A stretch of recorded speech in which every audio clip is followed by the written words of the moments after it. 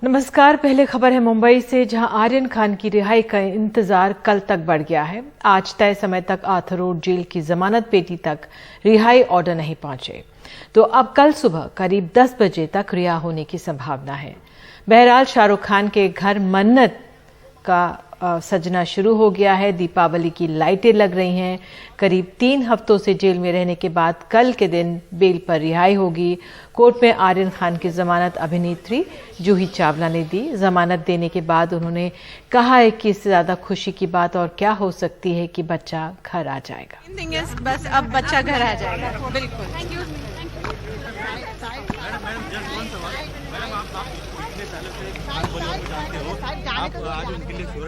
और मुंबई से इस खबर के बाद आइए सीधे रुख करते हैं उत्तर प्रदेश का।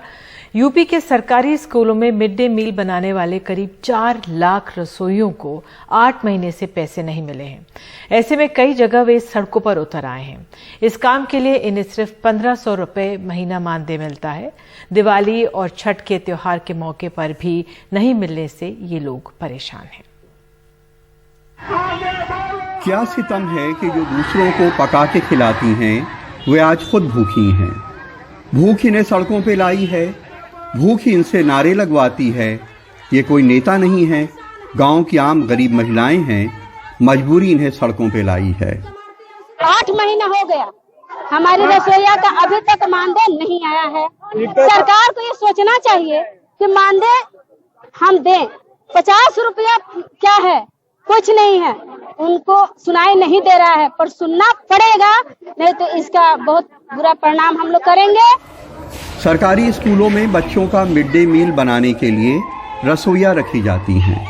यूपी के 1,68,768 स्कूलों में 1 करोड़ 80 लाख से ज्यादा बच्चों को 3,95,000 से ज्यादा रसोइयां खाना बनाती हैं। सुषमा बाराबंकी के करौली गांव के सरकारी प्राइमरी स्कूल में रसोइयां हैं।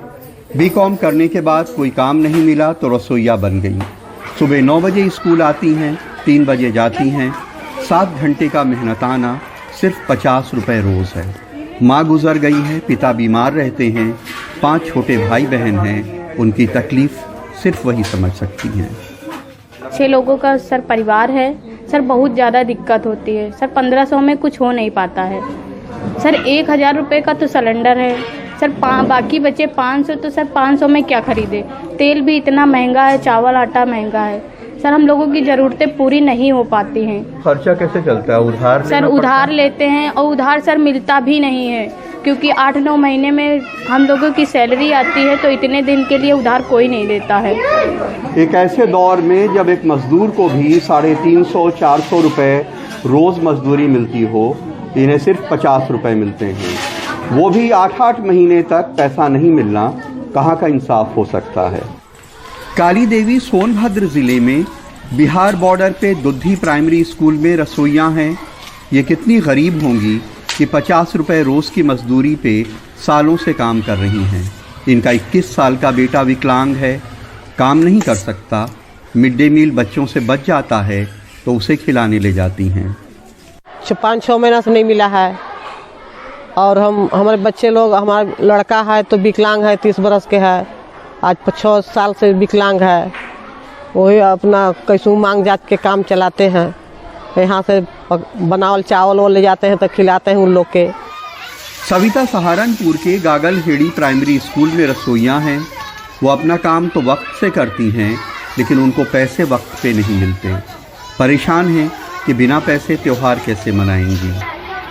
क्या समय पर पैसा मिल पा रहा है आपको? नहीं जी, 5 महीने हो गए, महीने के मिले ही नहीं। तो फिर दीपावली कैसे मनाओगे? बच्चों पर ऐसा आएगा तो मना ही लेंगे, नहीं फिर अंधेरे में आएंगे जी। कैसे मनाए बिना पैसे के जी। बलिया में करुणा सिंधु, सोनभद्र में प्रभात, सहारनपुर में अशोक और बाराबंकी में सरफराज और विनीत के साथ कमाल खान, एनडीटीवी इंडिया। मध्य प्रदेश में खाद की किल्लत के बीच अशोकनगर से गमगीन करने वाली खबर सामने आई है।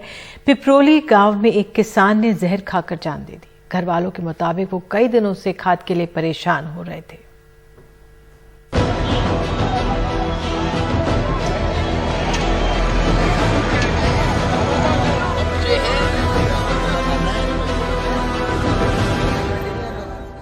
44 साल के धनपाल यादव 10-15 दिन अशोकनगर में ऐसे ही खाद के लिए लाइनों में लगे।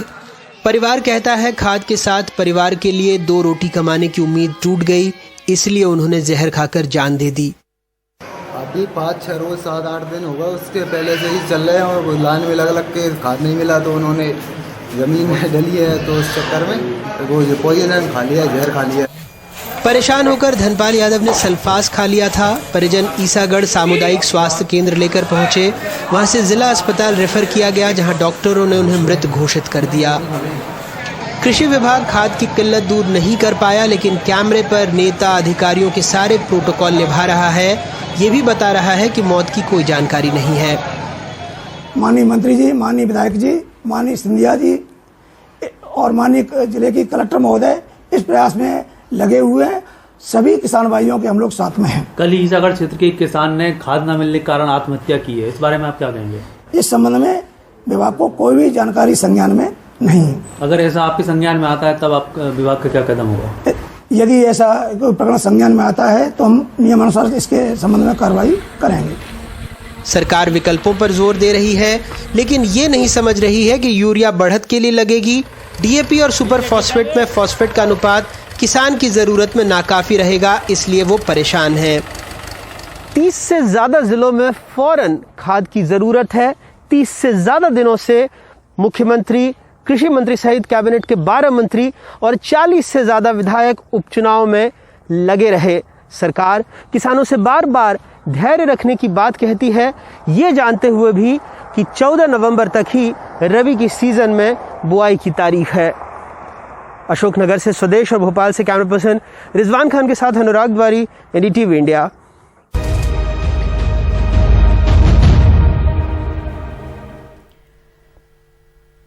गोवा के दौरे पर गई ममता बनर्जी ने वहां अपनी पार्टी के लिए राजनीतिक जमीन तो तलाशी ही। लियांडर पेस और नफीसा अली को तृणमूल कांग्रेस में शामिल किया। ममता ने मछली बाजार का दौरा भी किया।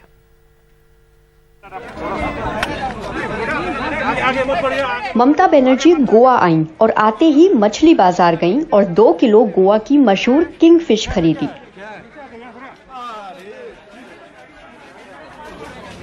और लगे हाथों बीजेपी को गोवा और दिल्ली दोनों के लिए खबरदार भी कर दिया। केंद्राची दादागिरी ना अनिक नक्का। शनिवार को राहुल गांधी भी गोवा आ रहे हैं, लेकिन ममता बनर्जी कांग्रेस की भूमिका से ज्यादा प्रभावित नहीं दिखी। You cannot control your MLAs. You cannot take a decision in a proper time. You allowed BJP to form the government. So how do we trust them? Congress ने तो इसका जवाब नहीं दिया, लेकिन बीजेपी ने चुटकी लेते हुए उन्हें राजनीतिक पर्यटक करार दिया। सपने में भी डर नहीं है, ये तो जीरो है। ये सिर्फ बलून है, बलून हवा में ये कर रहे हैं। पणजी में मतदाताओं की मिलीजुली राय है। मालूम पड़ेगा, पहला एक्सपीरियंस आएगा। बीजेपी जब पहला आया तभी 2 सीट लेके आया, उसके बाद कितना सीट लेके आया। बीजेपी के कितने चीफ मिनिस्टर उधर गए थे प्रचार करने को, या सेंट्रल मिनिस्टर गए थे, लेकिन उसके बावजूद भी जिस तरह से उन्होंने, इसके लिए मैं उसको हमेशा सपोर्ट करता हूँ या सैल्यूट करता हूँ उसके डेयरिंग के लिए। अगर वो गोवा में आएगी और उसका सरकार बनेगी तो मैं हैप्पी रहूँगा। विधानसभा चुनावों से पहले गोवा के समंदर में उथल पुथल है। देखना यह है कि सबसे बड़ी मछली कौन पकड़ता है। अशोक महाले के साथ कोलकाता से मोनी दीपा बनर्जी की रिपोर्ट, एनडीटीवी इंडिया।